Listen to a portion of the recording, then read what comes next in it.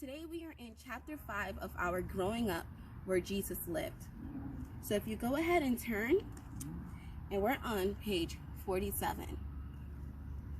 Words to watch for: cucumbers, pistachio, unleavened, dandelions, flavored, Jehovah. Notice that capital J. Pomegranates, biscuits, refrigerators, lentils, a vegetable that grows inside of a pod just as peas and beans do. Chapter 5 is entitled, What Would You Eat? So far, we have been learning what you would wear, how you would dress as a young person growing up when Jesus grew up. We learned what would you become. Would you become a carpenter, a doctor, a blacksmith, depending on what your father did. Learning what would the ladies do, learning to keep the house and cook just like their mothers did. And today we're going to learn about what you would eat. You may think that, well, food is food, we'll probably be eating the same thing. But boys and girls, there were no pizza ovens. So sorry, no pizza back then. But let's go ahead and see what would we eat growing up back then. So follow along with me as I read. Many of the foods eaten in Jesus' day are common foods you may eat today.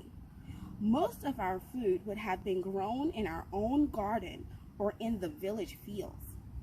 You would eat lettuce, cucumbers, dandelions, melons, pomegranates, beans, lentils, peas, and onions from your garden.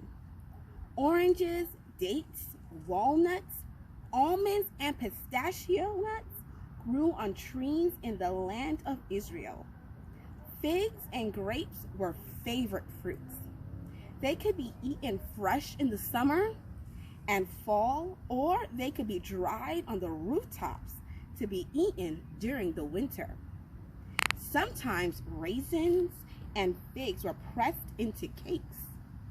The dried figs could also be strung on a rope and hung in your house until they were needed. Most of the grapes were squeezed for their juice.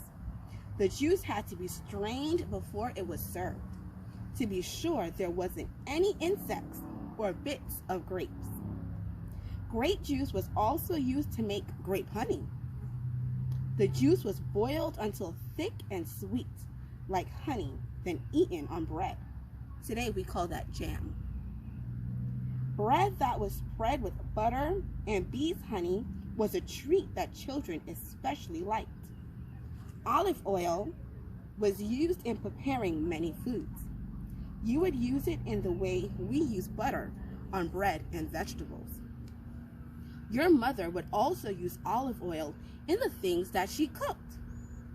The women were very good at making different flavored sauces and using tasty spices. Now, if you notice, boys and girls, I got to a gem, number 13. So I'm going to go to the back of the book and I'm going to look for our 13th gem.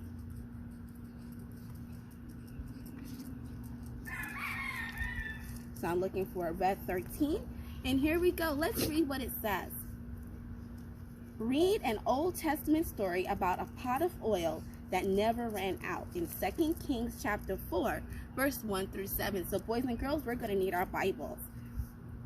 Now there cried a certain woman of the wives of the sons of the prophet unto Elisha, saying, Thy servant my husband is dead, and thou knowest that thy servant did fear the Lord, and the creditor is come to take unto him my 2 sons to be bondmen. And Elisha said unto her, What shall I do for thee? Tell me, what hast thou in the house?